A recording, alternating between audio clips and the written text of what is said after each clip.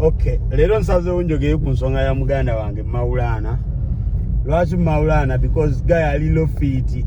Jendi ate ne ku bantu abalala. Ngojeko kuba nti no comedian oyo guy mumanyi be bayita ba Maulana mu dini y'Obuyisiraamu. Obaba walimu. Kye kigambo ekituufu. Maulana muwalimu. Engeri gye bamukuttemu yonna paka luzira yabadde eswaza.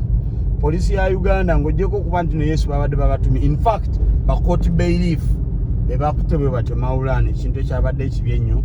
But fe bakyali ba Maulana tukimanyi nti oyo mukyala ebbanga lyonna nze story najimanya like ya back ebbanga lyonna abadde abonyabonya Maulana. Ngera Maulana betusinkana freely akunyumiza nagamba Brian mwana omukazi amalawo ebirowoozo binzita sina we mpumulira buli lwadde yamugamba tudivorcinge omukazi naagaana namugamba kale mpa abaana bange mu mateeka of course tekikirizibwa Maulana kubeera n'abaana because bakyali under age. Namugamba kale beera n'abaana ngenda kulabirira okubira ddala ku rent emmere.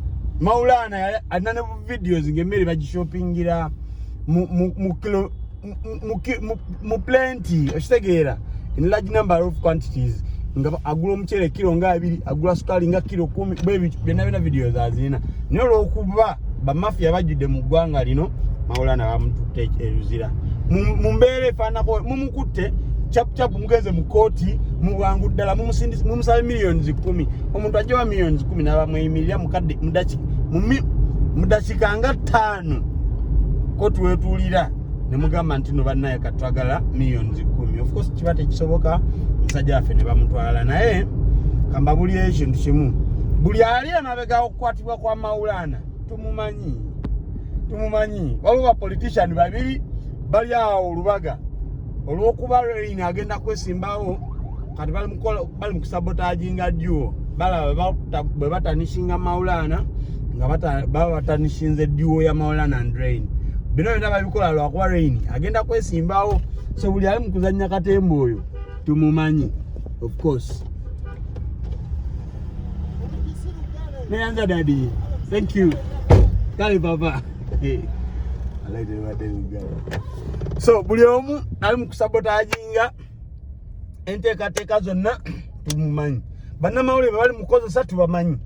Kyannaku nnyo nti n'abantu abamu ku batubadde tuwa respect. Nze natandika amawulire nga there are people I respect. Nze abanjigiriza amawulire the likes of Stephen Odeke, ba Lawrence Ogwal, ba Isaac Sejjombwe, ba Elisha Mulochi, ba Kyamagero Andrew. Tebanjigiriza kukola amawulire ga kufunamu ssente no. Naye muli mu ku blackmailing, not even blackmailing, naye bali mu bakozesa ensobi olw'okuba baagala okutukiza political mission zaabwe.